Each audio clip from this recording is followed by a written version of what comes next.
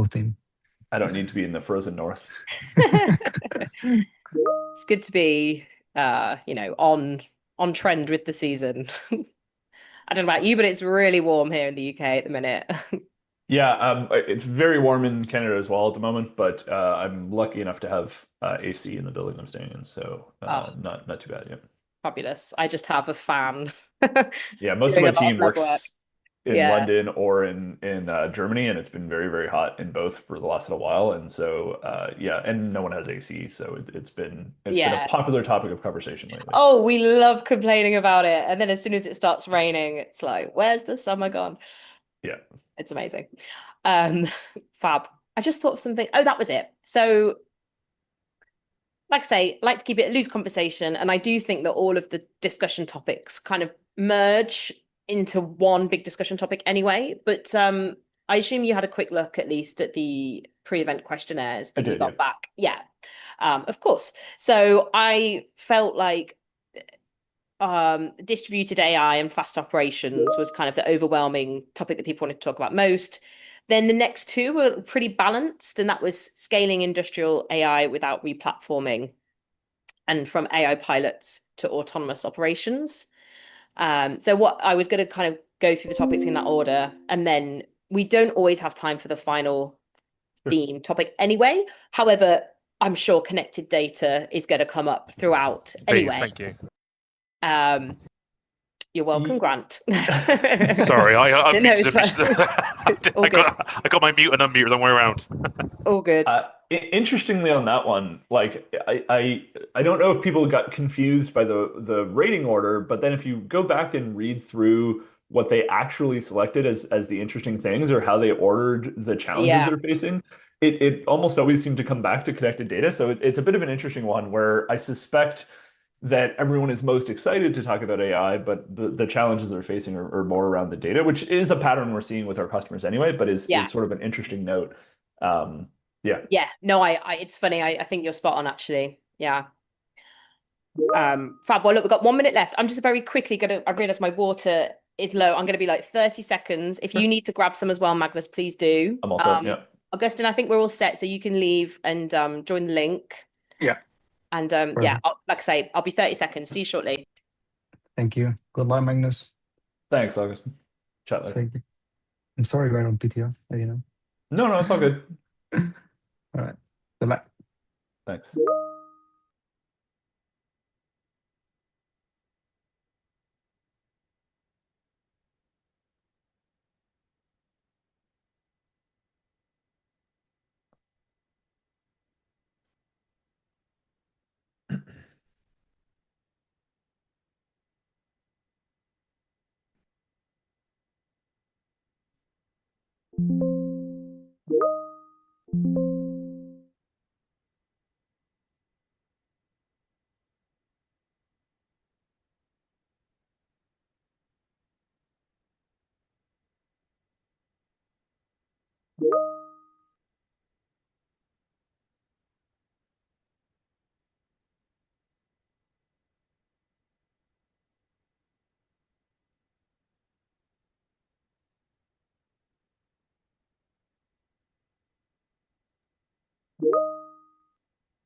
Oh, excellent. Right, now I'm ready. Wonderful. Ready when you are. Yeah, hi both. Yeah, if you can hear me all right. We've got four in the waiting room at the moment. I'll just give it one more minute, and then just giving people a minute to join because it's just gone four. So, and then I'll let everyone in. I'll let you know. Sure. Perfect. Thank you, Daisy. No worries. Thank you.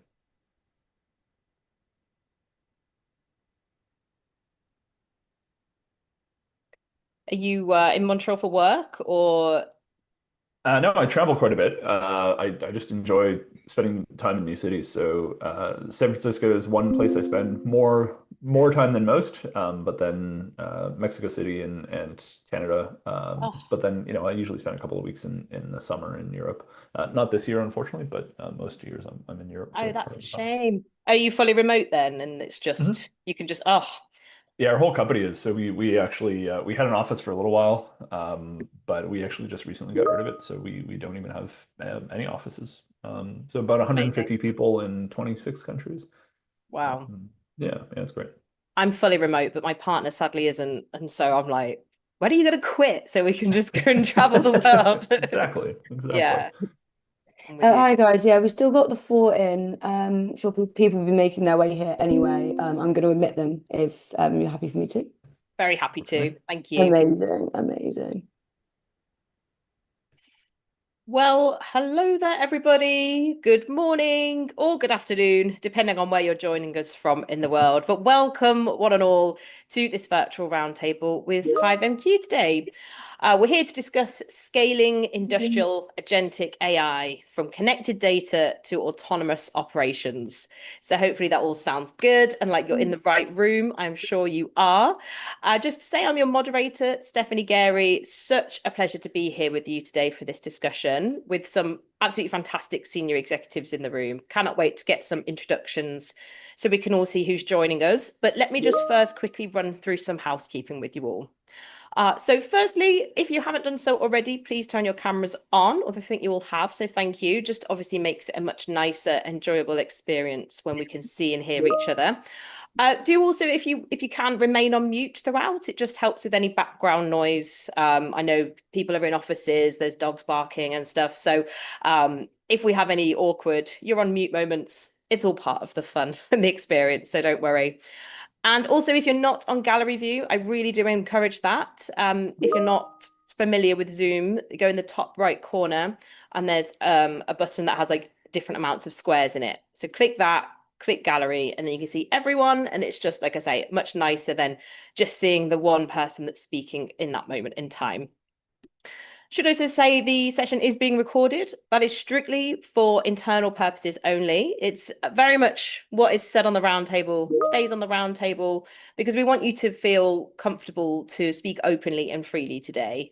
And I'm sure you're at events all the time if you're anything like me, but really, how often are you carving out 90 minutes of your busy days to speak with your peers who are having similar challenges, probably the same frustrating conversations? And so we want to make sure that you're getting the most out of this and comfortable to talk, feeling comfortable to talk openly. So please do feel that way. And we want this to be as interactive as possible as well. So I'm here to make sure I come to all of you as much as I possibly can. We are expecting a couple more people to join us shortly. So, we'll be a fairly big group. So do feel free to use the chat box for questions, comments, any interesting links, maybe your LinkedIn link and all of that good stuff. And that's a really good way to stay engaged while others are speaking as well. So if anyone has any questions, feel free to send me a message in the chat box. But let's move on to some introductions now and see who's joining us. So we'll keep these nice and succinct so we've got more time for in-depth conversation. I guess what I'm most interested in is obviously name, job title, company, a very brief bit about, what your role is and I guess why that relates to what we're talking about today. But like I say, we can get into more details later. And then we have a fun icebreaker question to get to know each other a bit better. We've given you two options. You just need to pick one. So it's either who's one famous person, dead or alive, that you would like to have dinner with, or what is one item on your bucket list that you would like to tick off sooner rather than later. So I'll go first. As an example, so hello, Stephanie Gary, MC here for Expanse Connect. Really excited to be your moderator today. And one item on my bucket list that I'm really hoping to tick off at the beginning of next year, still not booked, but is to go on to safari somewhere in Kenya or potentially South Africa. It's not as good there, but as long as there's lions and some giraffes, I'll be happy. So that's me. That's my bucket list item. Thank you so much. Jan, let's come to you next. Welcome. Hello, Ron. Can you hear me? Yes. Okay, great. My name is Jan Kolasa. I'm working in Danone. I'm based in Warsaw. I'm responsible for cybersecurity strategy, specifically policies and standards, working directly with the CISO, trying to make sure that we have the right set of controls and the right set of targets to achieve the goals that we want to. And for the introductory question, I would go for the famous person. Nothing original here. I would like to meet Albert Einstein, but what I would like to get from him is to understand how he is as a person, whether he, for example, picked clothes, or whether he was absolutely not interested in that. Like, what was he really like to be able to change the way how we see the universe and how we understand things around us? Yeah, it'd be a good dinner for sure. No, thank you. Good answer. Thank you. Great to have you here, Jan. Goran, you're next. Welcome. Hi, good afternoon from my side. I'm Goran Stevanovic. I'm an enterprise architect responsible for integration strategy, working in Coca-Cola HBC. So we are one of the largest bottlers of the Coca-Cola franchise, covering through 3 continents, I think. Correct, right? But we are extending from time to time, so it may change over time as well. You never know. But anyway, it's a lot of fun for me. So I know. I mean, I would choose the famous person. I would probably go for Theodore Roosevelt. No, the Theodore one, not the Franklin Delano. So Theodore Roosevelt, I would really like to understand the way how he actually managed to resolve all these problems he had with the big shots in order to put some order in the chaos of the liberal capitalism, which was before he get a hand on making America really great, if I may say. So that was at least my view, but maybe I could be quite wrong. Still would like to hear him. But just one thing on the Einstein, if I would meet him, I would actually ask how much Mileva actually contributed to his work. I had to ask this one, sorry. Maybe we can do a double date dinner situation. You never know. You never know. Yeah, thank you so much, Goran. Great to have you here. Kurt, you're up next. Hello and welcome. Hello, nice to meet you all. Kurt Bender. I'm with a company called BWX Technologies. I'm the Chief Digital Officer and head of the IT function. We're about a $3 billion in annual revenue generating company. We operate in the defense and energy space. We're largely a nuclear component manufacturing firm. AI is a big topic for us, like everybody. I'll say my bucket list will be to get my first child initiated into college next year. So that's been a handful of activities, but I'm excited to check that box. Oh, I bet it's going to be so great when that finally happens. Good luck with it. Thank you. Zhao, you're up next. Welcome. Hi, I'm Joe. I'm the plant manager for Oceaneering here in Rosyth, Edinburgh. We're in the very early stages of discussing opportunities to use AI to automate some of our operations. So really keen to get thoughts around that.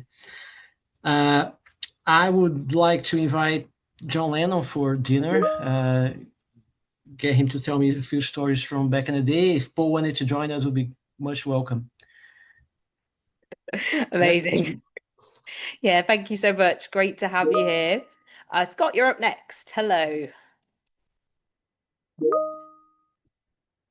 Sorry, trying to get it off mute there. It's okay. Interesting to see a second Cargill person on the screen too, and Emil. So, Yeah. So Scott Fedor, I'm the Senior Director of Continuous Improvement and Process Excellence with the Animal Nutrition and Health business within Cargill.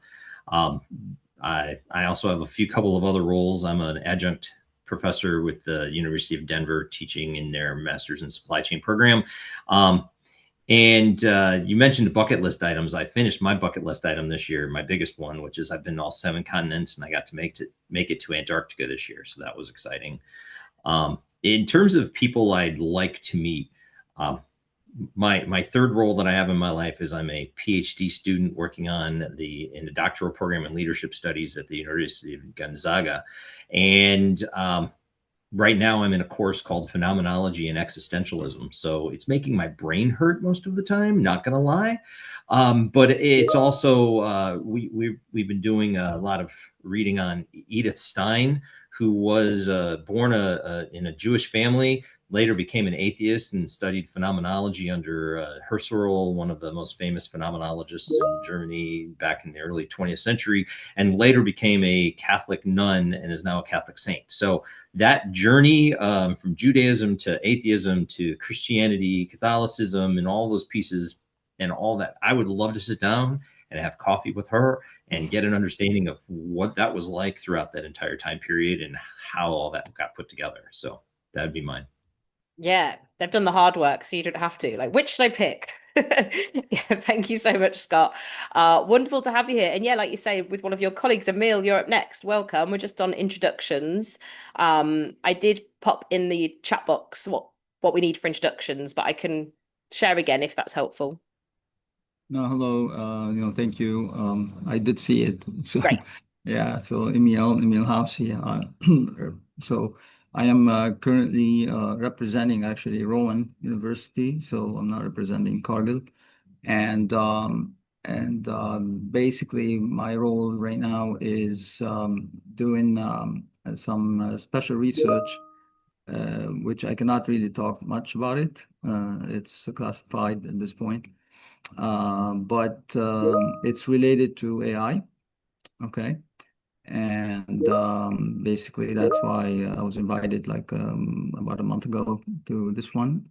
And I will have to leave though, like before the end of this. So I'll exit quietly because I have another commitment that came up for noon, okay?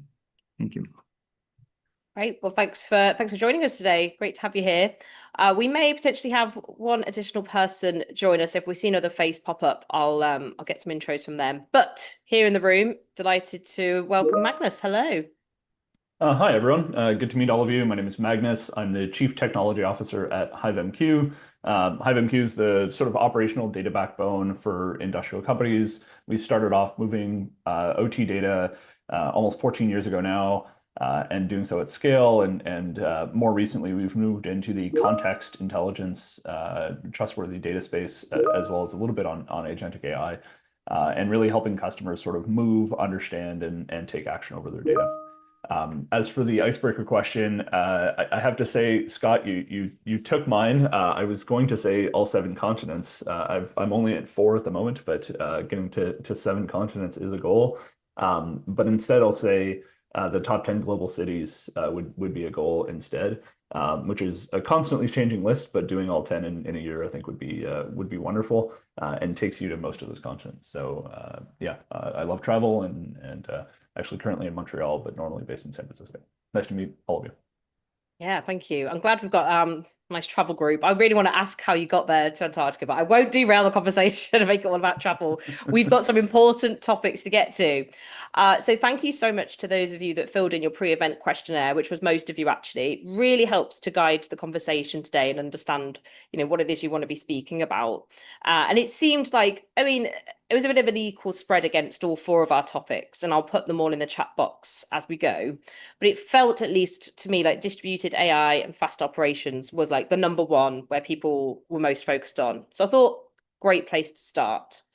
So I'm going to have a bit of open conversation here. And Kurt, actually, I'm going to come to you first because you touched upon it in your introduction, how this is something that's a big topic for you at BWXT. So I guess, could you paint a bit more of a picture of what the distributed AI and fast operations realm looks like for you at the moment, and what are some of the challenges you're facing, please? I want to make sure I understand your question. Challenges around distribution of what?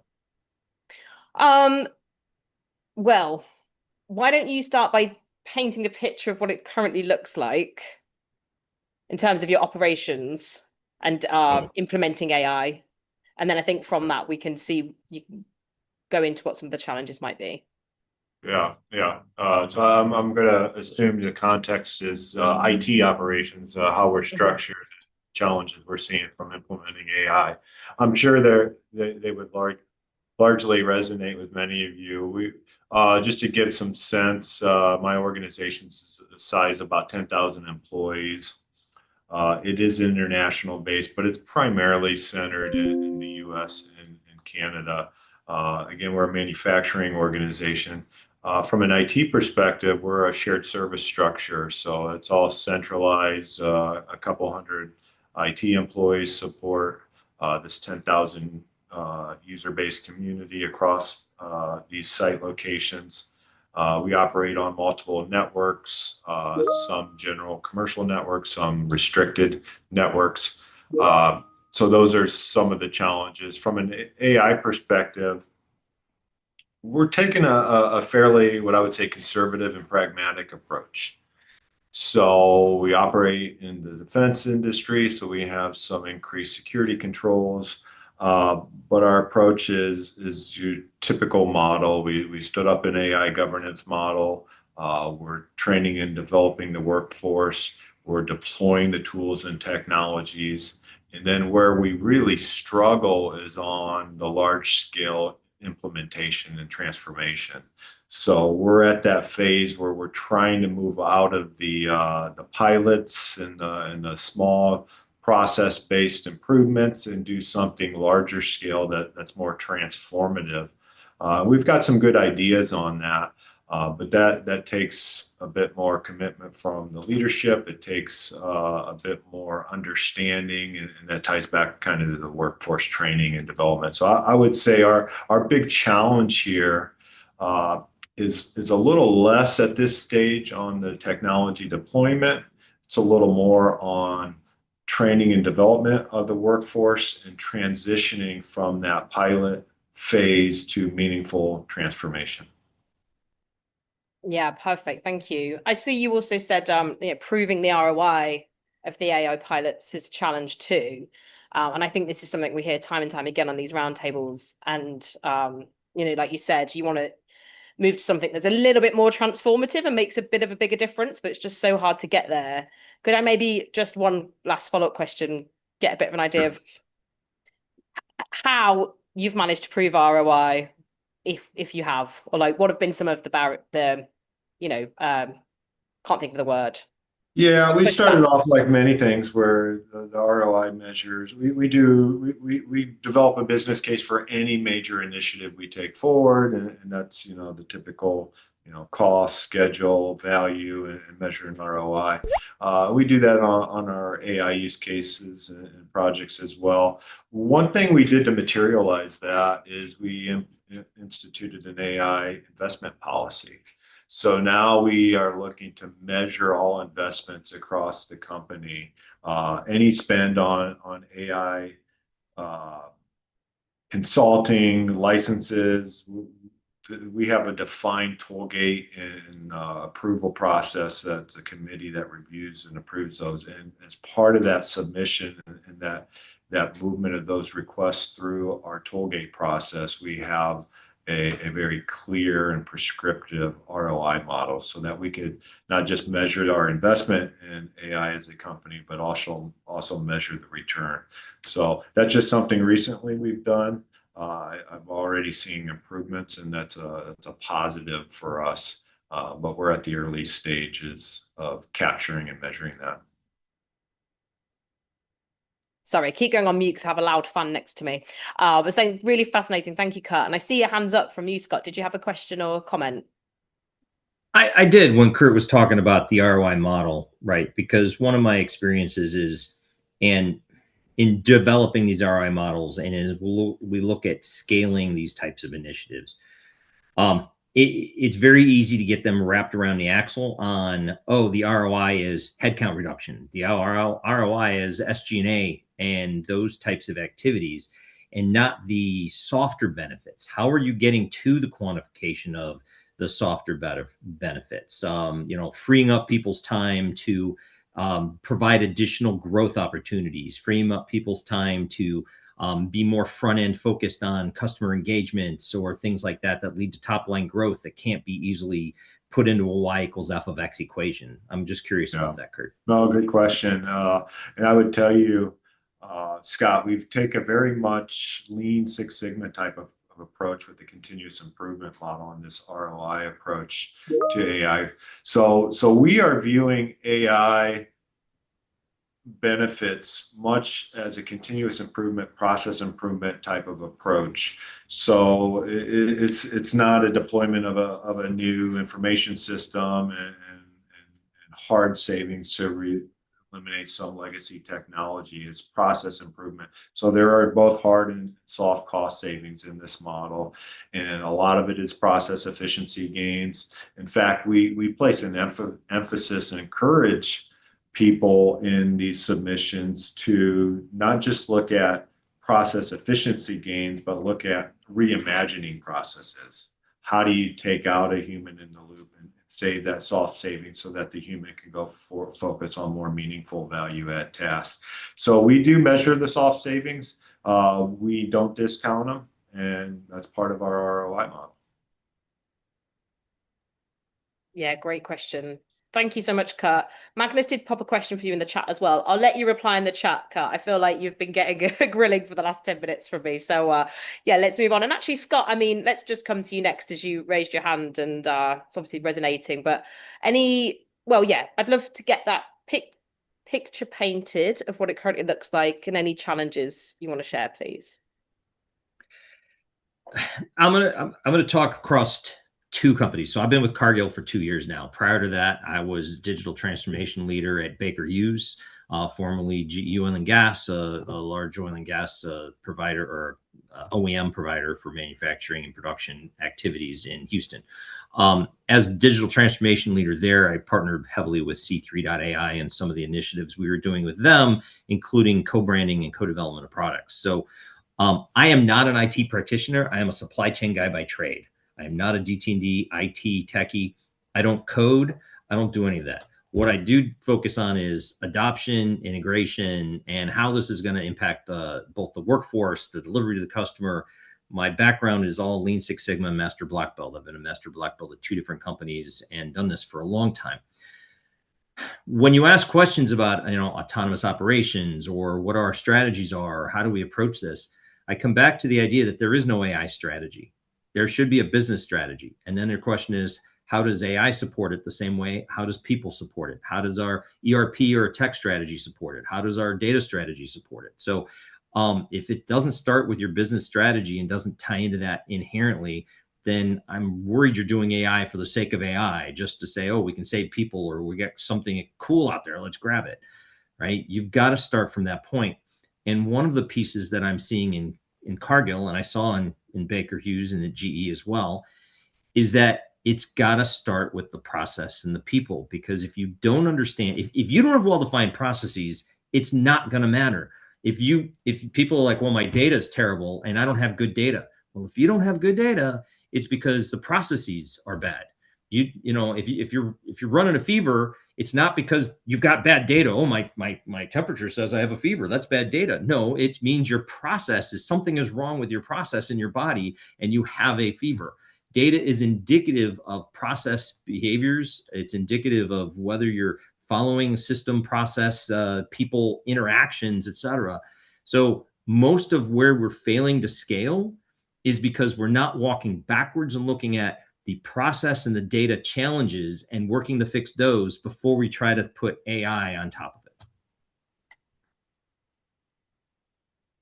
You're on mute, Stephanie. I'm so sorry. Can you hear the fan? Because maybe I just don't need. We actually cannot hear the fans at all. Then I'm just going to stay unmuted. Sorry. I was going to say, somebody said to me the other day, I'm going to get this wrong now, aren't I? AI is the answer. Now, what is the question? And it just seems like that is what everybody is, not even moving towards, is in. And now realizing, oh gosh, maybe we've made a mistake. So it's really fascinating. I guess just in terms of what the teams around you, Scott, are pushing for or asking for, or from I guess like top down, are they seeing the value in what is being proposed? They see the value in what the future could look like, right? That's not to say we're seeing the value from the experiments that are ongoing, right? We have value in them. The scalability becomes, it'd be one thing if we were a harmonious, consistent enterprise where every enterprise, it's like, no offense, I'm going to use McDonald's, and there's nobody on here for McDonald's, right? Coca-Cola is the closest we got, right? Look, if you go into a McDonald's restaurant, every McDonald's restaurant is basically built and configured the same way. So if you figure out an AI process to help a McDonald's restaurant, chances are you can scale that easily. Most manufacturing companies don't have, carbon copied plants. Their plants are different. Their markets might be different. The equipment that they use is different. The some of it's old, some of it's new, some of it's borrowed, some of it's blue. If you want to use that, it's like there's all kinds of pieces there that you have to interconnect. So what you do at one facility is not always scalable and transferable. We're working on, how to, automate some, order management activities. That's great, except for in one country you order management in one way, in another country you do it in a different way because they have different websites. They have GDPR in Europe. They don't have that activity in the US. You have all these pieces. So scaling becomes a broader challenge only because the processes are so different from each other that you have to design it for those processes in mind, or redesign that process with the AI in mind, neither of which are easy. Mm-hmm. Yeah. Thank you so much, Scott. Great stuff. Goran, let's come to you next. Again, just kind of a bit of an open question to you of like what this topic means to you and where you are with it. Oh, okay. I'm working. I observe things more from the integration perspective. Before I go to this part, I probably have a few words to say about AI. I'll say something quite controversial, which I sort of believe, and I heard it a long time ago. It says, was in some class, some professor was telling me, and not only me, there is no artificial intelligence. There is only intelligence or no intelligence. Let's be perfectly honest. We invented a term artificial intelligence out of mathematical models or machine learning or whatever, Gen AI, whatever we call, and we love it. And very often we are poised to implement too much AI because of the trends, very often trying to resolve very simple problem with AI, which really does not need an AI to be used for that. Let's be perfectly honest. We are saturating our systems and ourselves with too much AI, while we are actually neglecting where AI can actually help, some real use cases. So this is something which is a big struggle. So I have a little bit of thinking on this side, but I'm not the one who makes too much decision in this particular area. I would say this goes both into some different people and stakeholders. What is my thinking about AI is mostly about, okay, well, doesn't matter if it's too much or too little AI. What we are basically doing now, as I would say, is we're more or less making a similar mistake which we did in the integration perspective decades ago. We talk about AI and we talk about data. What is in between? It's an integration. So if we talk about an agent, do we create a multi-purpose agent which can resolve everything?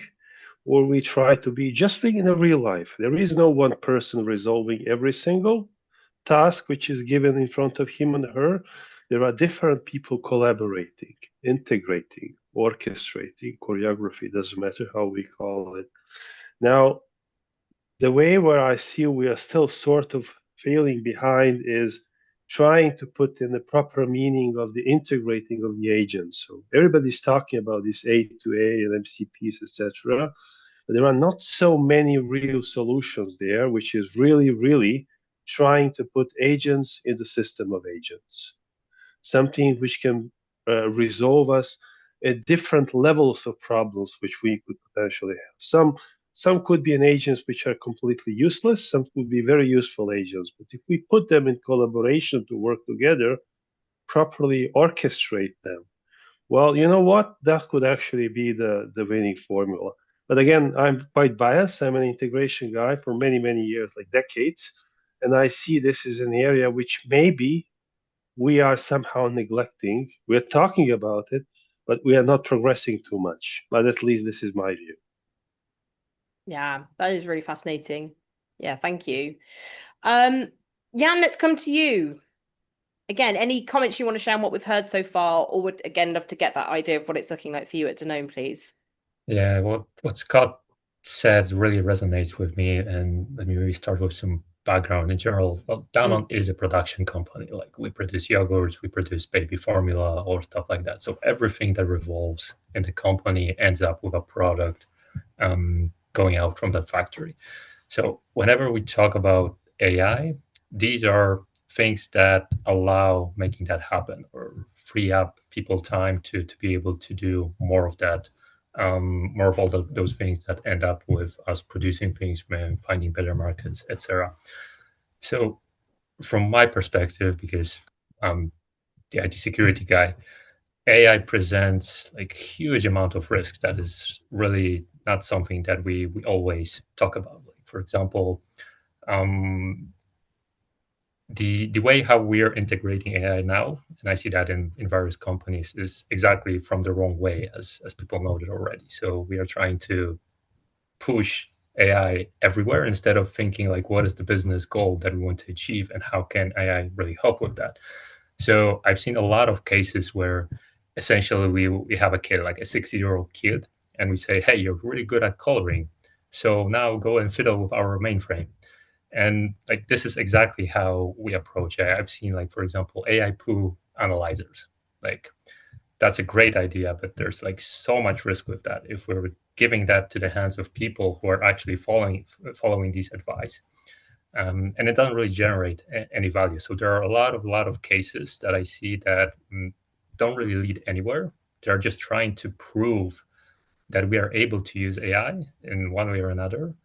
But really, in terms of getting that value, it's really, really hard, especially when it comes to automation and other stuff. It seems that for the majority of cases, if we are able to quickly automate something using AI, there's a very good chance that we were able to automate that 10 or 15 years ago using the technologies that we already had at hand. So it's not really an improvement. It's really an additional risk because we have absolutely no idea how that's going to end up and what's going to be the outcome from using AI, because we don't really have control over it. So yeah, so there are many things that are going on, but really it doesn't really lead to anything significant other than, from my perspective, putting a lot of additional work on my table, trying to figure out what is the governance, what are the risks, how to tackle that, what are the controls that we need to put in place. Testing the models from a security perspective is a nightmare. That is really an issue. But yeah, it is interesting times we're living in. Absolutely. So would you say you're feeling pessimistic about it, but moving forward because you feel like you have to now? So I mean, not pessimistic, but more like I would really like the approach to change, rather than from seeing AI as like a magic black box that will save us, to a productivity enhancement tool that we can really use to do something faster, or maybe automate some parts of it, but like not something that will really change the way how we are working right now, because we're just not there yet. And I don't know how much time will pass before we would be able to meaningfully use AI in the way that it's currently being advertised. Yeah. No, thank you. Magnus has put a good question for you in the chat as well. I'll ask you and see if you get some thoughts. From a cyber perspective, does moving the inference and reasoning closer to the edge make you more or less comfortable versus cloud-centric? Sorry, I don't know if I understand the question correctly. Yeah, I can just jump in. Sure. Does moving all of the data, for example, to a centralized system, to a cloud, whatever it might be, does that bring you more comfort, or would you rather see the inference, the determinism, the reasoning happening closer to where the data is generated, closer to real time? Which of those makes you, which of those mitigates some of those concerns you have, or does neither? Okay. So it doesn't really address the question per se. Sorry, not the question, the issue that we have at hand, because when we store the model and the data, of course, is also being extracted outside of the network, that presents just different kind of problems, like who can access, how do we control it, that we don't control it, etc. So that's just basically the problems that we have right now with all of the systems, all of the distributed systems. So it's not really per se an issue for AI. What the issue is here at hand is that whatever happens to the data with AI, we have less control over it, because, for example, if there's some prompt injection and the model will send the data somewhere, it doesn't really matter if it's in the cloud or hosted internally, for example. Okay. So is it a determinism versus probabilism issue for you? Yes, it's the latter, that we really have no way of knowing how the model will react, what will happen with that. And there are some various consequences that may happen. For example, there's this like famous case where somebody tested the model, even though they didn't want it to touch the production system. At the end, they erased everything, for example, by accident, because even though the model was primed not to touch it, still the privileges that were granted to the model didn't prevent that from happening. So again, we treat AI as somebody intelligent, user, but then again, it's not something that we should be able to do with a model. So the privileges should be granted in a way that would prevent that from happening, instead of just asking nicely, hey, please do not do that. Sure, hard controls versus soft controls. I'm following. If you don't mind, Stephanie, I'd like to sort of bring an extra dimension to the topic, if that's okay. Please. We talk about what a model might be allowed to do, or what an agent might be allowed to do on this sort of spectrum from describe, diagnose, prescribe, take action with human in the loop, and take action autonomously. And almost always when I think we think about AI, we almost always go to those sort of that far right section of take action autonomously, or even take action with a human in the loop. But more often what we're seeing is that real use cases that demonstrate value are on that sort of describe, prescribe end of the spectrum, more to the left there. Does that resonate with the group here, or are you saying actually we don't really see use even on the describe, prescribe, diagnose side of things? Not necessarily directed at Jan, just I'm curious if that sort of thinking about it in that spectrum, because what that allows us to do, at least on our end, is allocate security and trustworthiness and levels of sort of requirement for what an agent is allowed to do. Please. Oh, sorry, Max. I like the way you're describing it. I think that's very much how our heads are over here. I mean, we don't want to hand full autonomy to an AI to start with. The idea of having that running in the background and supporting the human operation is what we're envisaging right now. My concern is timing, right? I mean, we can get comfortable with that scenario and never take full advantage of the technology. And by the time we decide to move to the next stage, the technology has already changed, and we're left behind.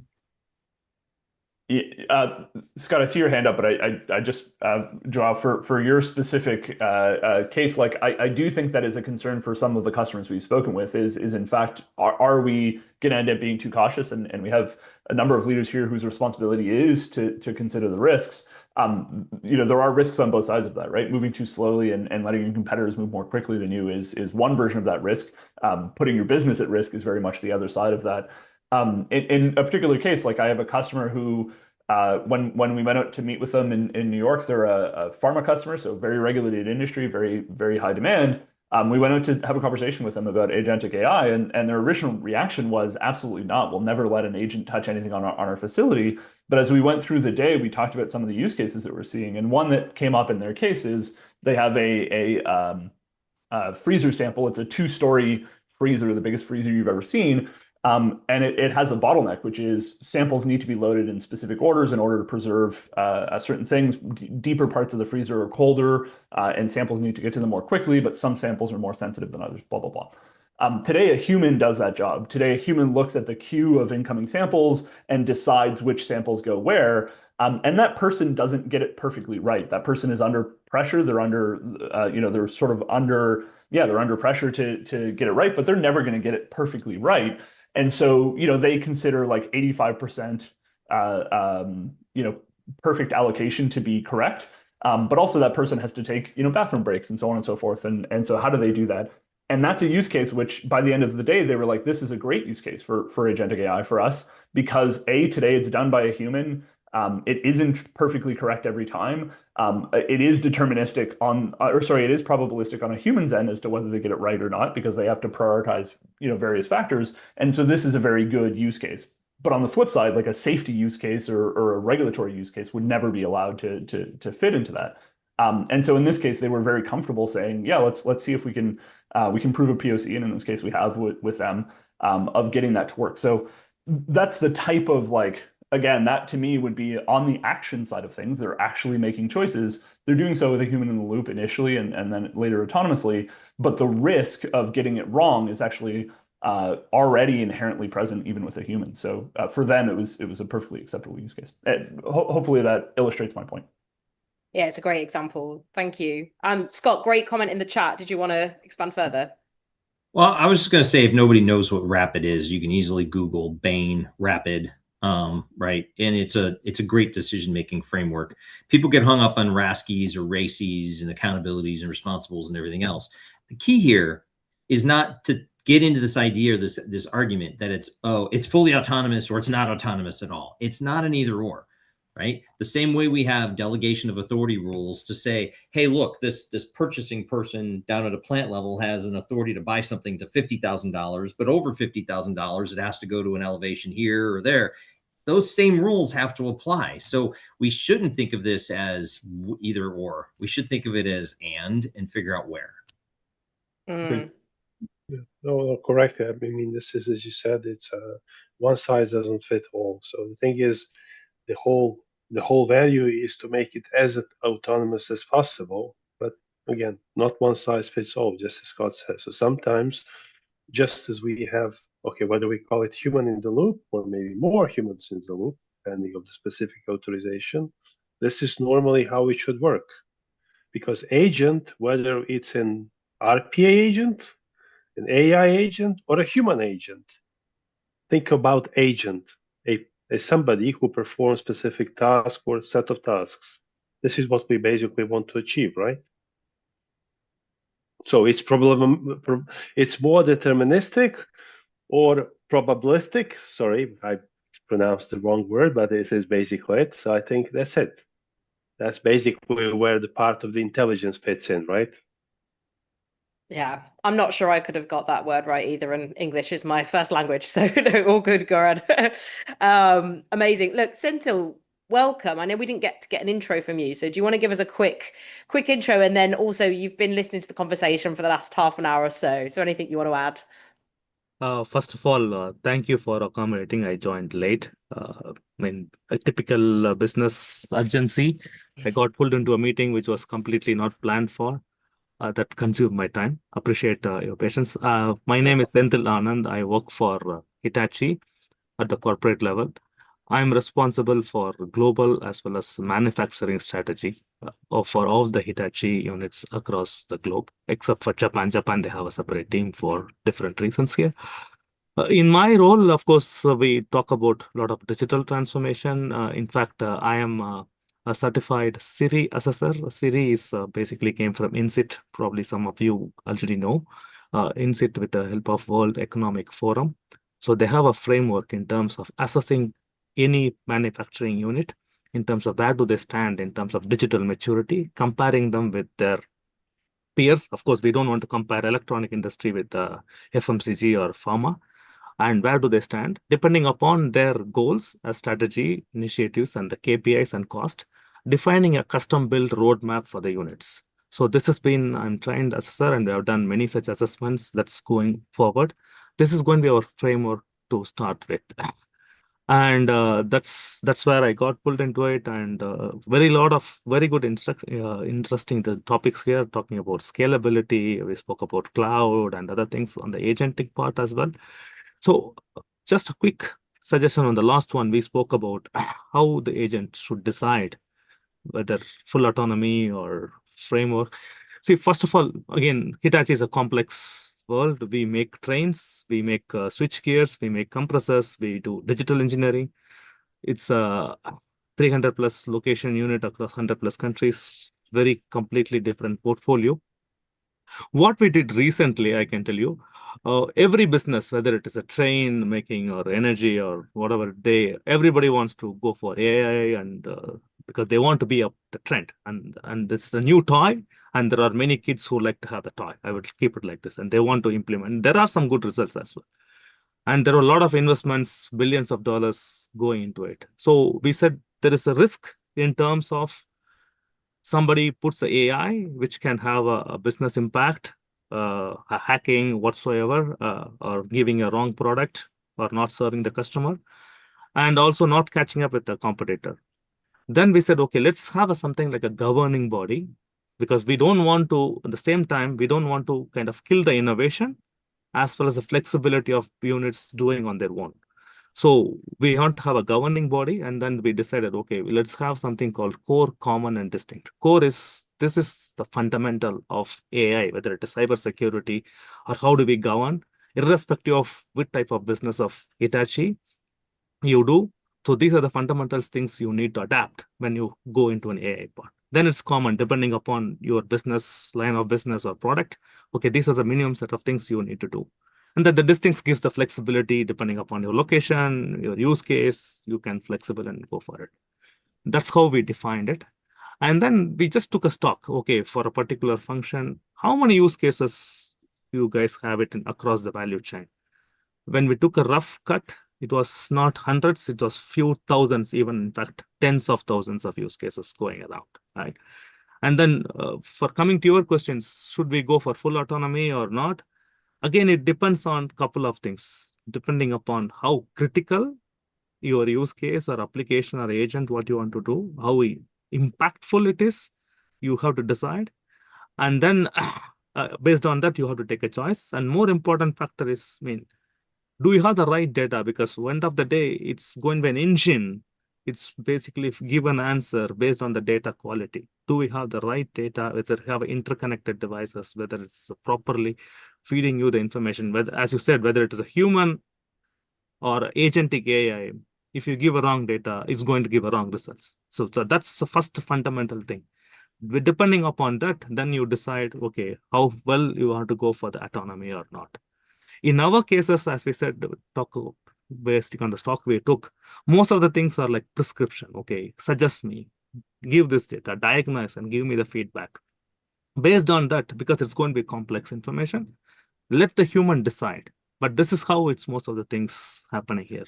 Sorry for long answer, but this is how I would like to position myself here.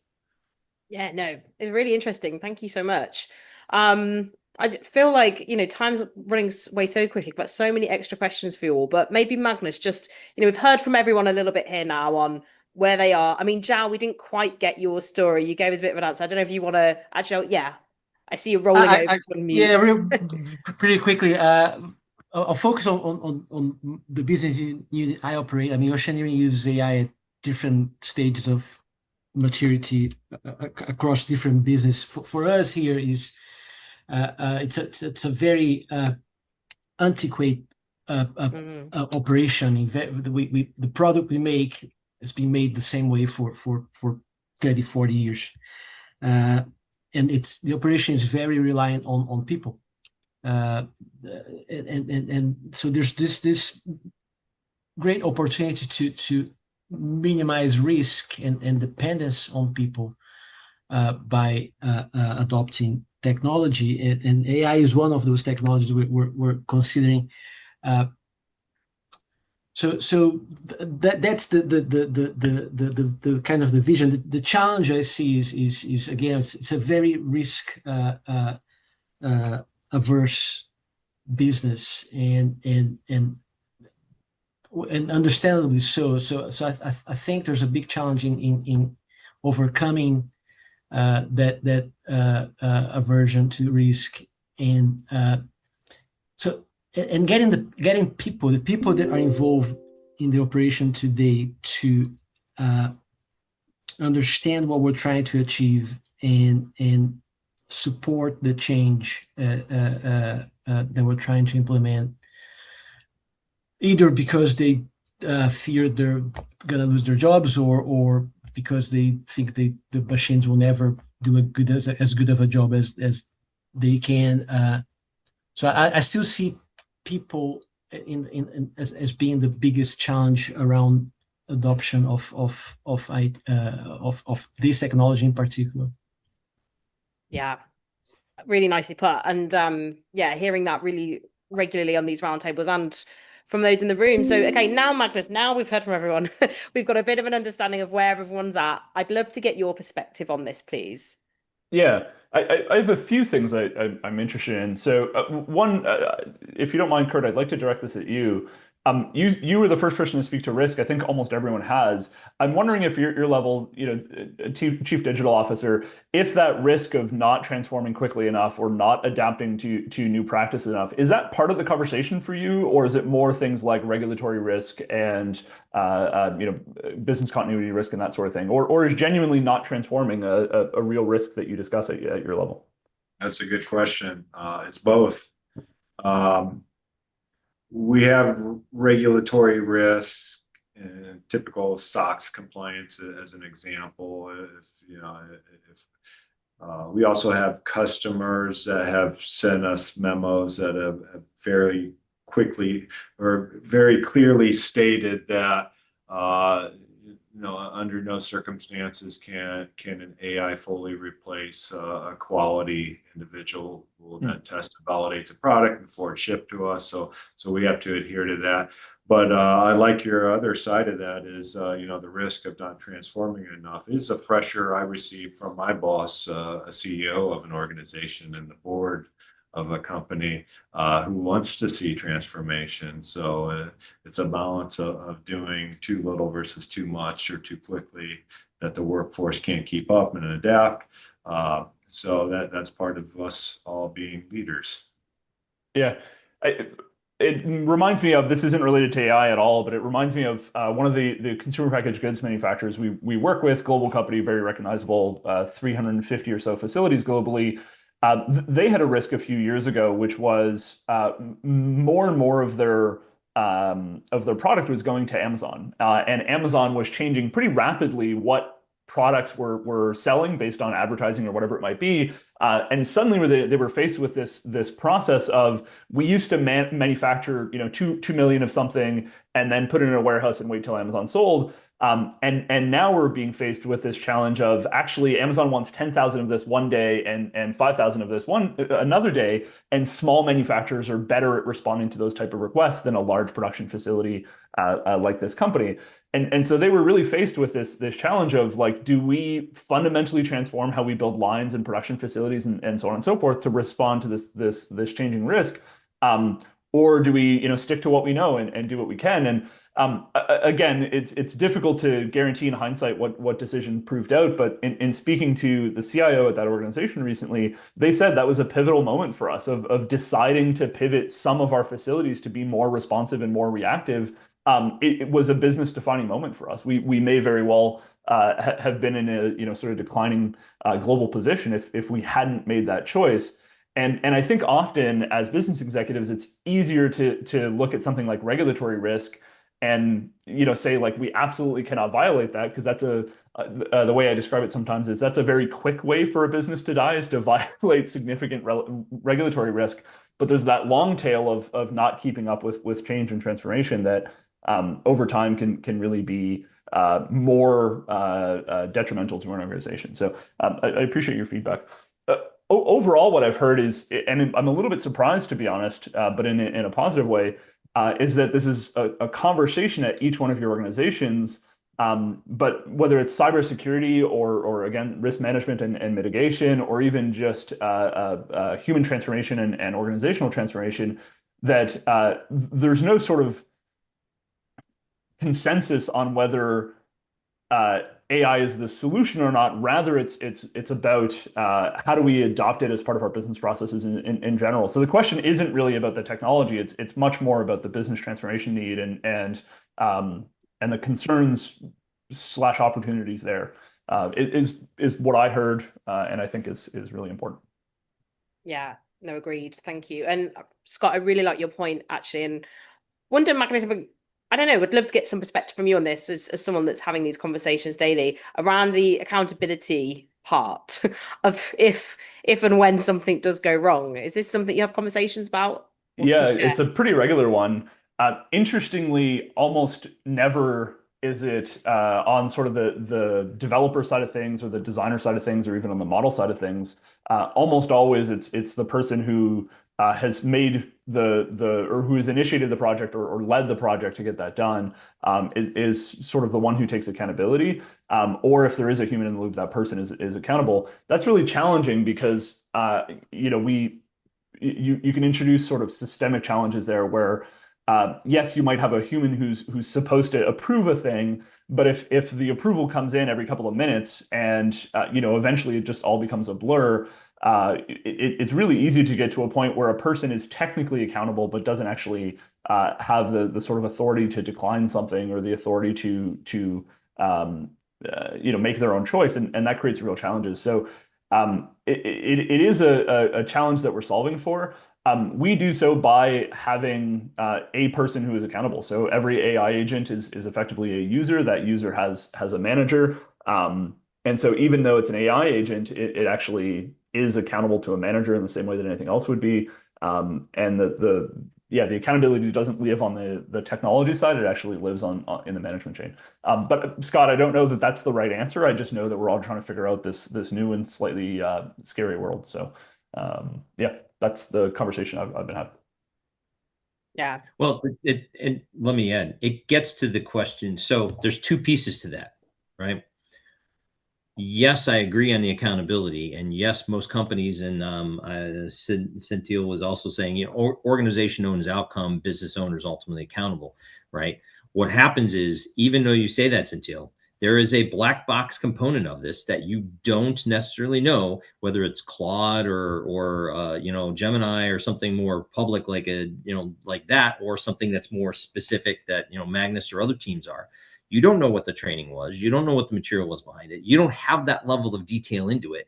So you can test every possible corner case or whatever that you can come up with, but there ends up being a point in time that there is a risk that says that model does something based on its training that you had no control or whatsoever on, that exposes that. And then you're left holding accountability. So that's part of that agentic piece, is at what point do we say as a company, all right, we're willing to take that on, or at what point are we going to hold the AI developers liable for what they trained it with behind the scenes? And I'm following you, Scott. I guess my comment would be, is that not the same risk we engender when we bring on employees? Is that not the same risk we bring on when we put a person in charge of a service line? Magnus. Yep. It is, Magnus, but the legality of where that account, like, for example, Sure. If I do that with an employee, I know that employee can go to jail, that employee can get stripped of things. Here, I just turn off the AI? Okay, well, there's no accountability, right? Yeah. So I know if you do something as an employee, I can hold you accountable, and the company's not held accountable in many cases, and we can take you to court, and there could be criminal activities. You can't hold a bot criminally liable, right? Yeah. I was actually sort of making the opposite point, which is I work for a German company. Ultimately, the managing director is the one who goes to prison if the company does something illegal, and so that's sort of more where I was coming from. Is actually it's fairly difficult to hold individual employees accountable, especially when there's systemic failure. I would say that's a bit of an old model to say this person made a mistake, therefore they are accountable. I would look at the system that allowed them to make that mistake, that made it easy for them to hit the wrong button or to approve the wrong process or to make it possible to make a choice that isn't legal. If somebody uses personal data in a GDPR non-compliant way, is the person responsible, or is the system that was built around them responsible? I would argue it's the system. So I think that's more the perspective I'm taking, but it sounds like we have a healthy disagreement there, which I'm comfortable with. Yeah, nice. Oh, I love it when there's good debate going on. Thank you so much. I just feel like this is such an involved, active, and interesting group, and I could go so many different ways with our last 30 minutes. But I feel like we've touched upon this topic a little bit, but I want to dig into it a bit more. I think this is like the crux of it, and that's scaling industrial AI without replatforming and replacing those brittle point-to-point integrations with event-driven, open standard data architectures. Now, I was going to come to Goran first because you voted this really high, but also I know you're having network issues. So I'll come back to Goran. So Kurt, maybe I'll come to you. Sorry to come to you first again. But I know, again, this was something that you marked as like high interest and priority in the pre-event questionnaire. So I'd love to get an idea of if you've managed to have any success with this yet. I missed the first part. Success with what? Scaling industrial AI without replatforming.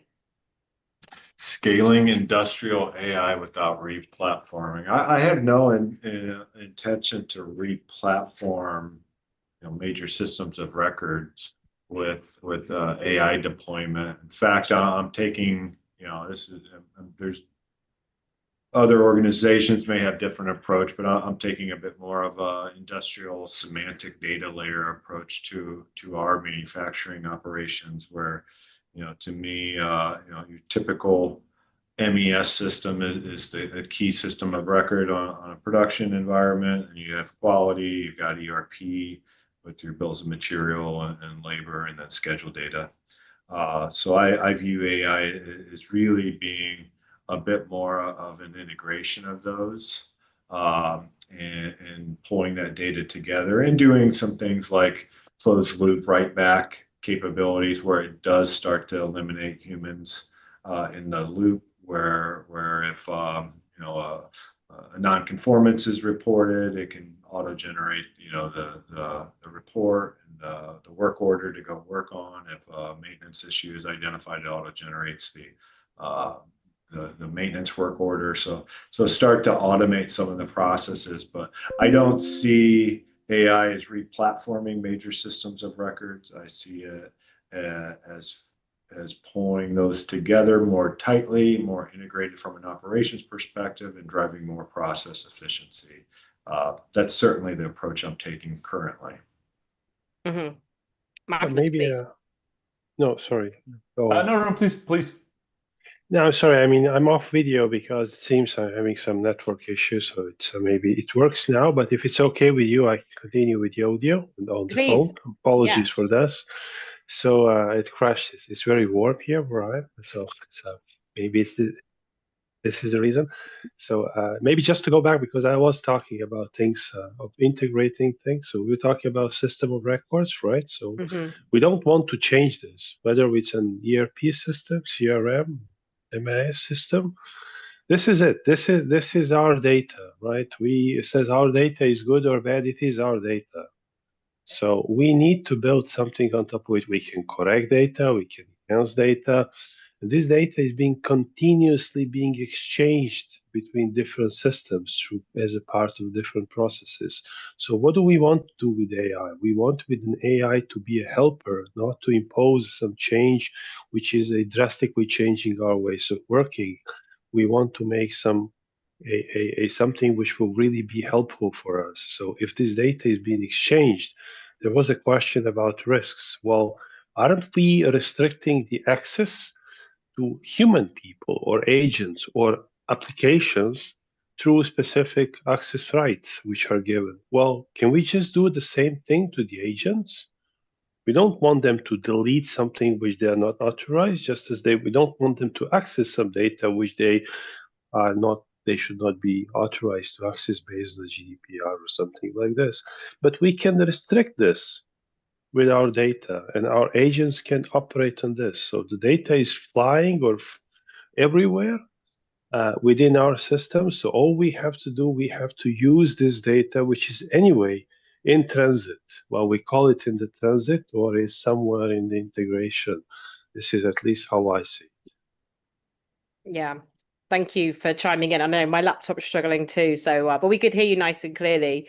And Magnus, yeah, did you want to share your thoughts now?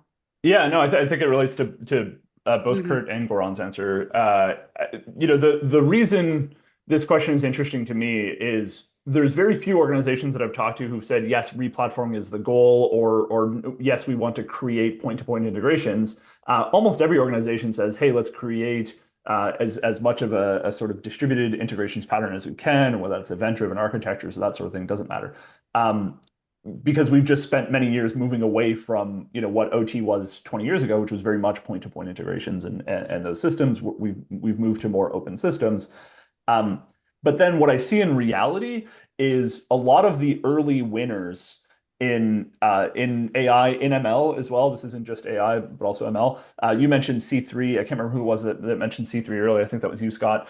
A lot of those early winners are not native to your existing platforms. They're not looking to consume data straight out of your MES or your ERP system. They're actually expecting you to send that data to their systems, to their cloud, or even worse, are a true point solution where actually that model doesn't run in your environment, but in fact very much runs in theirs, and it creates these new data silos that we weren't expecting. And so Yeah, I see this all the time where organizations fundamentally are like, no, we want to create open and standardized integrations, but this vendor requires us to send all of their data.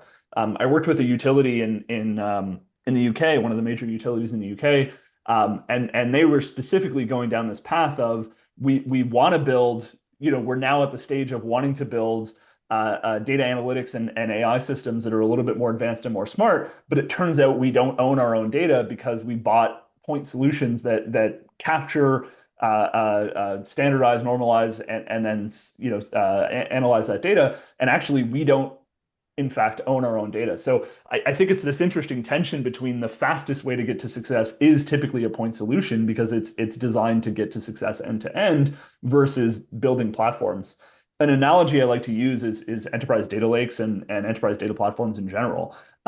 We can build point solutions for understanding our sales. We can build point solutions for understanding our customer retention. But if we bring all of that data into a central location in enterprise data lake, then we can actually reason over it at scale and across organizations, across business units, so on and so forth.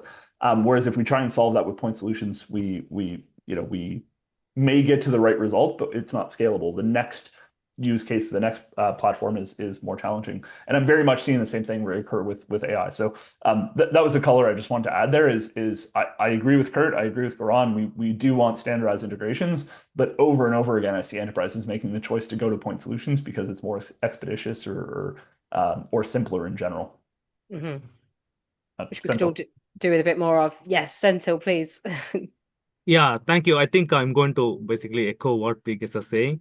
In theory, I can understand replatforming is kind of sounds great and it works, but it's very, very challenging in practical approaches. As I mentioned, even in our case, our organization is very complex. On top of it, we have many, many legacy systems in multiple parts of the world.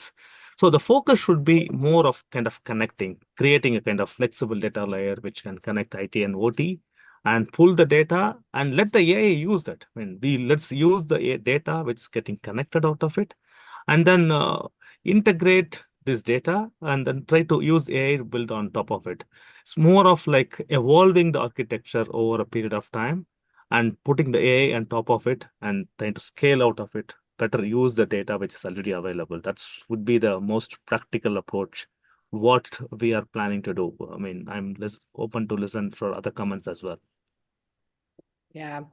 Jan, I wanted to come to you. I mean, you mentioned earlier you've been going through the same kind of systems for 40 years over at Oceaneering. So I wondered if you had anything you wanted to share on this topic.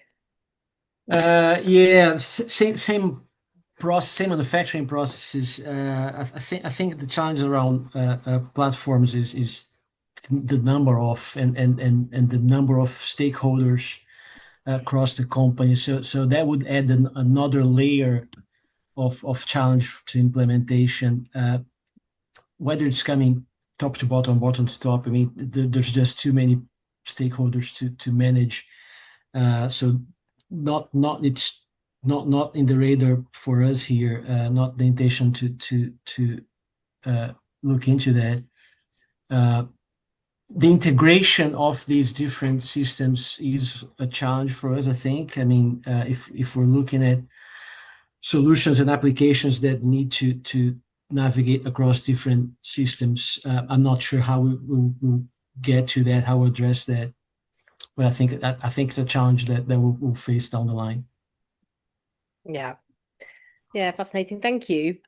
Keen to maybe get onto the data topic shortly as well, but did anyone else want to share any thoughts? I mean, Jan, I mean, everyone in the room, everyone's quite a, large enterprise, I'm sure. Loads of historical platforms you could look to replatform. I don't know, Jan, did you want to share any concerns or thoughts here? I guess from my point of view, again, the risks are fairly similar. We were discussing whether we can offload the data to the cloud or not. So it's not really a question of AI. It's a question of whether that particular data set, are we okay with losing control over that or not, whether it's being fed to AI or another system. That's just like another point that we need to consider. So from my point of view, whether we're replatforming or whatever we are doing, the majority of the risks are still there and they are still applicable. there are just additional things that we need to take into consideration while doing that. But the problem, the basic problems that we're tackling right now are still essentially the same. Yeah. Yeah, thank you. Scott, you unmuted. Did you want to add anything? Well, I was just going to say that the replatforming piece is certainly, you know, a discussion point, but replatforming, even scaling without replatforming still is scaling. And the challenge of scaling is a consistency of process frequently more than it is the actual AI or the automation or even the system that it sits on. I work at a business that has 200, almost 300 plants in 40 countries globally. And for me to be able to scale some of these things requires those plants to be running in similar ways with similar processes and similar approaches, even if they're on the same ERP system or the same architectural structure. Scaling would still be a struggle simply because of the fact that they use the systems in different ways with different processes. Yeah, really good point. Thank you, Scott. Magnus, let's come to you. We heard some thoughts from you earlier, but maybe, I don't know, have you got any examples of those that are doing this well? Yeah, I mean, the ultimate, this gets more into the operation side of it and how mechanically it's done. But in situations like what you described, Scott, this is often where we see customers picking an integrations technology that becomes a common point of integrations. There's a common pattern that we talk about called the unified namespace, where effectively we're saying, hey, actually, there's one mechanism by which our plants integrate not only at the site level, but also at the enterprise level. And that becomes not necessarily a source of truth, but a source of integration agreement, I guess is what I'll describe it as.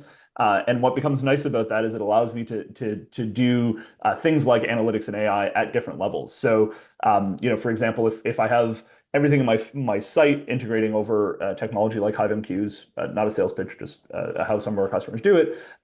Then because I'm seeing all of those integrations in a unified way, I can now start to reason over that in a consistent way as well. And then I can bring that to an enterprise level as well. So, for example, instead of calculating overall equipment effectiveness over disparate data, I can actually say, okay, first let's define what the data model for that should look like. Then let's do so in a consistent way across every facility. And yeah, each facility is different, undoubtedly, but the mechanism by which we understand this data is similar. The modeling that we use to define, what is a temperature, what is scrap, what is that sort of thing is consistent. And while there is undoubtedly heterogeneity across all of these facilities, things like how we define the data itself or become consistent or become more consistent. And then to sort of Jan's point is on the cybersecurity side, why I asked the question the way I did earlier of does running things at the edge make you more comfortable or does it not make a difference to you? It's specifically about that. It's not about is the AI better in the cloud or is the AI better at the edge? It's almost undoubtedly better in the cloud, but it's about how much data do I have to move to get to reasoning? How much trust do I have to leave? How much understanding is the other one? Like what we've found in study over study is that reasoning over data that has been centralized, the analysts who are interacting with that data almost never know what it means. Whereas if I do inference closer to the edge, it's usually involving those OT engineers, those on-site analysts who actually know what that data is and means, and doesn't have to pick up the phone and call someone and say, okay, what is I distinctly remember a car manufacturer in Europe who all of their data points were just called it was called IoT underscore data underscore 1, IoT underscore data underscore 2. So each data point is you almost have no way of knowing what that means, but the person who's on site knows. That person presumably who set it up knows what that data point means and can better reason over it locally. And so that that's sort of where I was coming from for that question. Not necessarily is the model better at the edge or centrally. The answer is usually centrally, but rather do we trust the data? Do we understand is it am I trying to reason over inferred data? That's a really risky one for me as well. Is like if I'm trying to reason over originated data, a sensor reading that came right off a sensor, I feel pretty comfortable with that. But if I'm trying to reason over data that's already an inference or a computation that comes from somewhere else that I don't understand the lineage of, suddenly I'm very uncomfortable with what the outcomes of that reasoning might be. Yeah. Really good points. Thank you so much, Magnus. Look, we've got just about 15 minutes or so left. I do have a final question I'd love to pose to you all.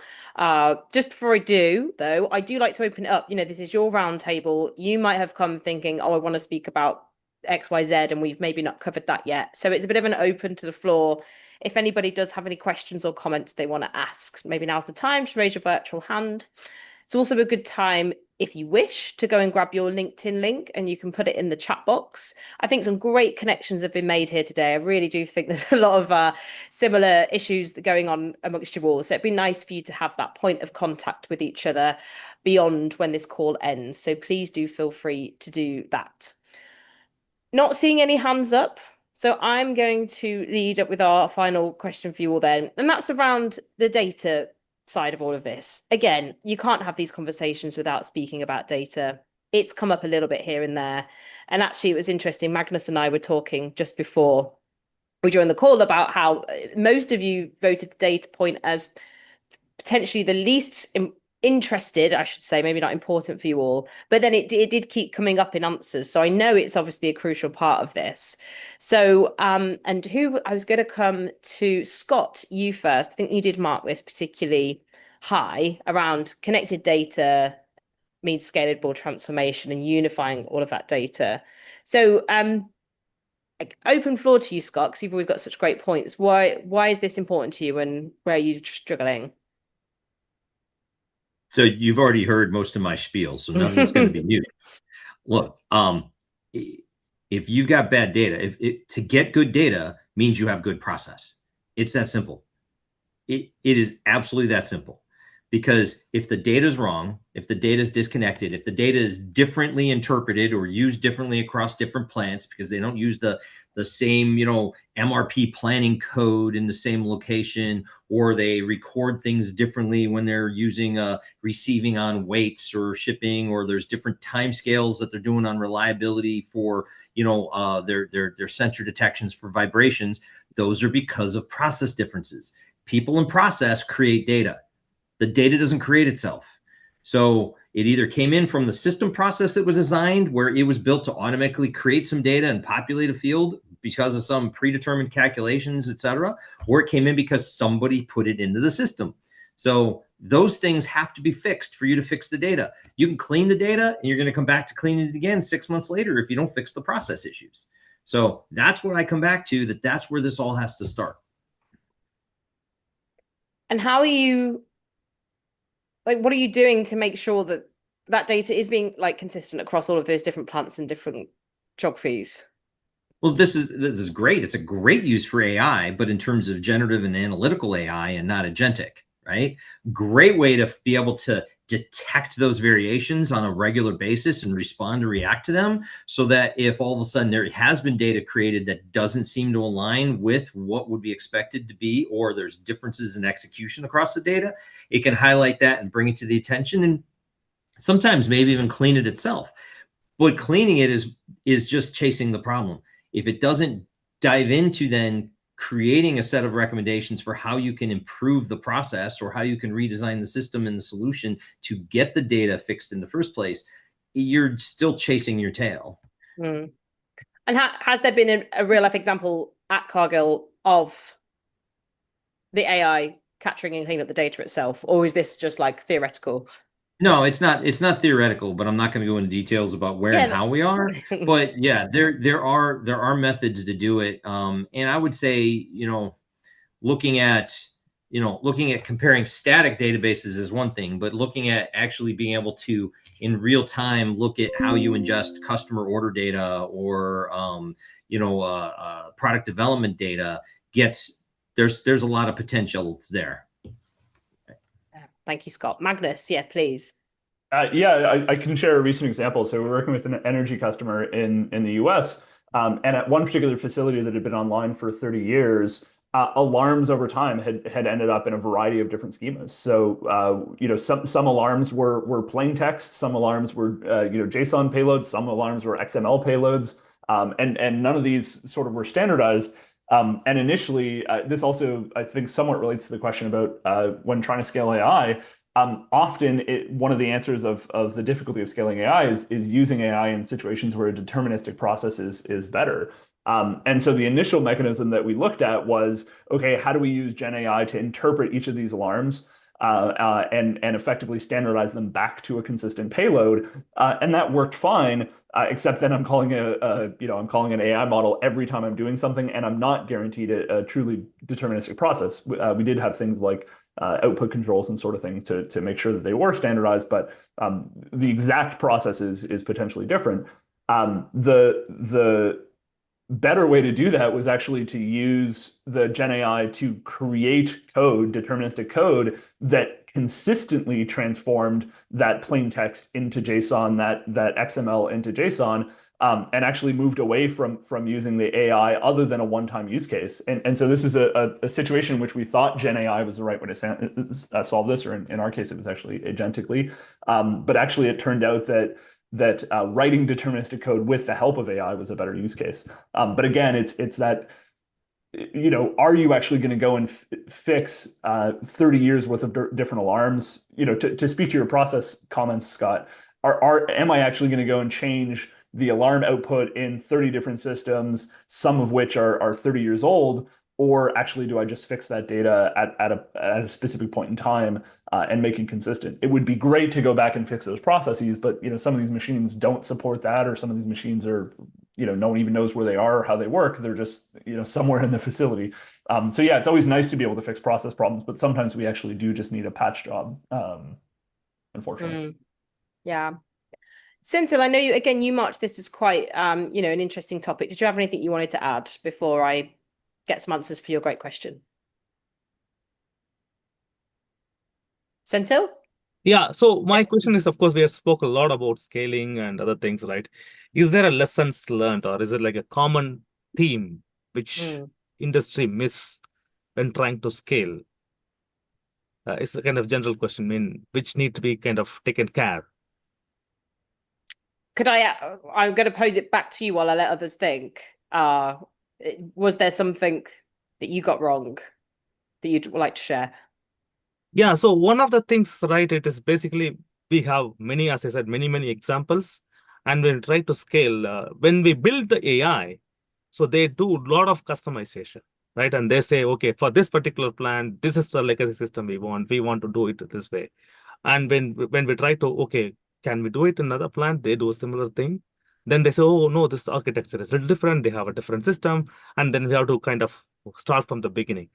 How do we bring the scalability into the mind of the developers, irrespective of agnostic of the plant, agnostic of the solution? So that is kind of a missing, because we tend to be too much focused in developing a solution, forgetting the importance of scalability. Yeah, I saw some nods along with that. Yeah. Yeah, it's a good one. Garan, welcome back. Did you have an example you wanted to share there?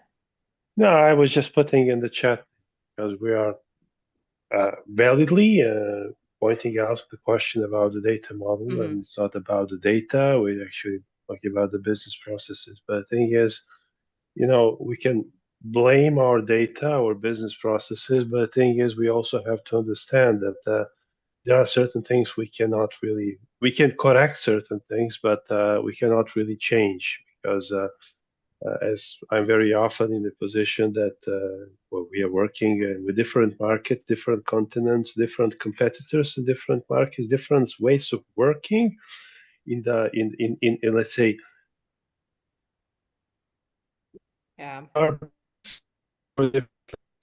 so applying a single or only few templates of the business processes and therefore the data modeling is virtually impossible. So I would probably name there are more, building if we expect the data model to be clean, yeah, it just won't be. Let's be perfectly honest. Yeah, thanks, Garan. I think the heat's just about got your laptop done for the day, I think. So let's look. We've got 5 minutes or so left. Actually, I wonder, Magnus, I'd love to come to you again. I'd love to get everyone's answer. We don't have time, but as someone that is working on these projects all the time, do you maybe have an example for Sentil's question? And then I'll come to you for some closing comments. Yeah, I'll take it from Sentil's question, but also Goran's. I was writing a response, but I'll just say it out loud. There is this question of like, what is good data? And there are probably more metrics that I care about, but the two that come to mind immediately are normalized and contextualized. And what I mean by normalized is, do I get a consistent shape that I can build analytics around? Whether they're deterministic or probabilistic doesn't really matter. Do I have a consistent shape of data that I can use on both sides? And we think of that as the contract between the data producer and the data consumer. If I, as a data consumer, am expecting this shape of data every time, and suddenly I'm getting a wildly different shape, I actually can't use that, whether I'm a deterministic process or a probabilistic one. Interestingly, AI and probabilistic systems have less difficulty with inconsistent data, but that doesn't mean that they use it well. It just means that they don't care as much, but it can often lead to hallucinations. Contextualized is arguably the more interesting one for me of what is good data. And for me, that's answering, do I have sufficient context around that given data point to make it useful? And this is more often the one that specifically as we move into AI, we see customers struggle with. If I have two different temperature values that are dramatically different, right? I have two, one's 30 degrees Celsius, one's 170 degrees Celsius. My instinct might be to say something has gone wrong between these two different processes. But if I don't have the context of actually that was during one part of the operation and the other one was during a different part of the operation, then it's entirely possible those are totally normal values for that context. Or do I even have a baseline temperature reading? Maybe for 3 weeks in a row, a process is creating temperature values that are in the 30 degrees C range. And then the next week, they're suddenly in the 45 degrees C range, but actually ambient temperature has changed dramatically. So normalized and contextualized are normally the two things I bring up as like, what is good data? Is first understanding, is it consistent round over round? And second, do I have sufficient context to make it useful? Someone is calling me repeatedly. So yeah, that's usually my answer is normalized and contextualized data is what makes for good data. Amazing. Thank you. Sorry, no, it's tough when you're getting distracted. Look, we've only got 2 minutes left. So any final closing comments or thoughts from you, Magnus? Honestly, it's been truly wonderful hearing from all of you. We spend a lot of time trying to actually understand the challenges our customers are facing. If any of you are interested in learning more, I'd love to spend some time. I have some of you on LinkedIn and would love to have follow-up conversations. These are the challenges. The challenges I've heard from you are the challenges we're helping customers solve, all the way from how do I talk about risk within my organization at a very high level as it relates to AI, especially in operations, less so on the knowledge work side, Kurt, but certainly as it relates to operations, how do I talk about AI and risk is one area we're working with our customers, all the way down to very, very tactical questions of how do I specifically build a system to do X or Y. So I also on the cybersecurity side, Jan, so we spend a lot of time thinking about this and would love to have a follow-up conversation with any of you. This isn't a sales pitch. I just could genuinely talk about this stuff all day. I can tell, Magnus. It's been so interesting hearing you speak. And all of you, though, I mean, thank you so much for being so forthcoming, everybody, and really making the most out of these 90 minutes, like I asked. So I'm really pleased about that. It's been a pleasure to meet you all. Like Magnus said, yeah, the Expanse Connect team will be in touch in the next couple of days. They'll both get your feedback. We always want to know how you found the sessions and how we can improve. But if anybody would like to have a more in-depth follow-on conversation, both with Magnus and anyone else on the call, we're really happy to help facilitate that. So do look out for those calls. But that's it from me for today. Good luck on those journeys. And I really do hope to see you all on another roundtable soon. It's been a pleasure. Thanks, folks. Thank you. Thank you. Bye-bye. Cheers. Goodbye. Thank you Thanks, very everyone. much.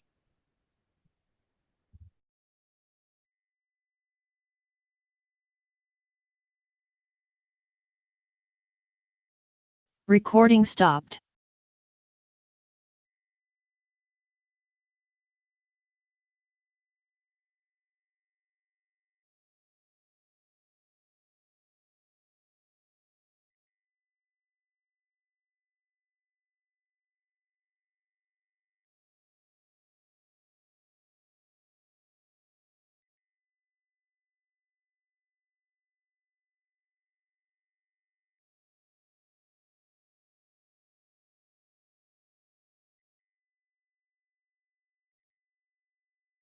you.